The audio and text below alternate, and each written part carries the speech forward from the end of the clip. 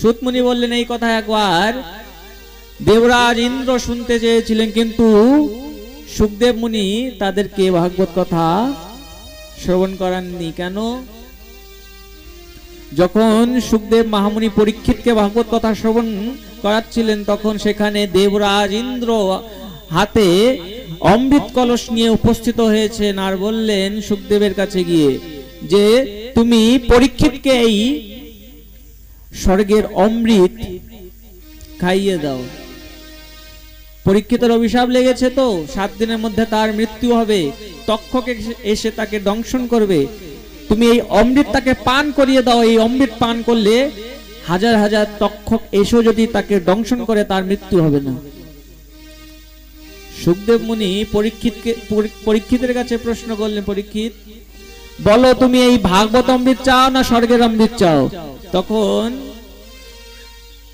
পরীক্ষিত বললেন, প্রভু ভাগবত কথা শ্রবণ করলে কি লাভ হয় আর স্বর্গের অমৃত পান করলে কি লাভ হয়? সুখদেব বললেন, স্বর্গের অমৃত যদি তুমি পান করো তাহলে তুমি স্বর্গ প্রাপ্ত করবে, স্বর্গের সুখ সম্পদা প্রাপ্ত করবে। কিন্তু মনে রেখো, ছিণে পুণ্যে মার্ত্য লোকম বিশান্তি, যখন তোমার সমস্ত পুণ্য নষ্ট হয়ে যাবে তখন আবার এই সংসারে আসতে হবে। কিন্তু ভাগবত কথা যদি তুমি একবার শ্রবণ করে নাও তাহলে আর এই সংসারে ফিরে আসতে হবে না। পরীক্ষিত উচ্চ স্বরে বললেন, তাহলে আমি স্বর্গের অমৃত চাই না, আমি এই ভাগবত অমৃত চাই। বল ভাগবত ভগবান কি, আমাকে এই ভাগবত অমৃত চাই। দেবরাজ ইন্দ্র বললেন, প্রভু আমাদেরকে ভাগবত কথা শ্রবণ করাও, এই অমৃত পরীক্ষিতকে দাও। সুখদেব সোজা মানা করে দিয়েছেন।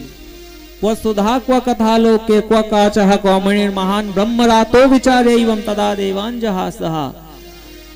ইন্দ্র তুমি কাঁচ দিয়ে মণি চাও, মণির সঙ্গে কখনো কাচের তুলনা হয় না। এই স্বর্গের অমৃত হলো কাঁচ আর ভাগবত হলো মণি, তুমি কাঁচ দিয়েই মণি চাও?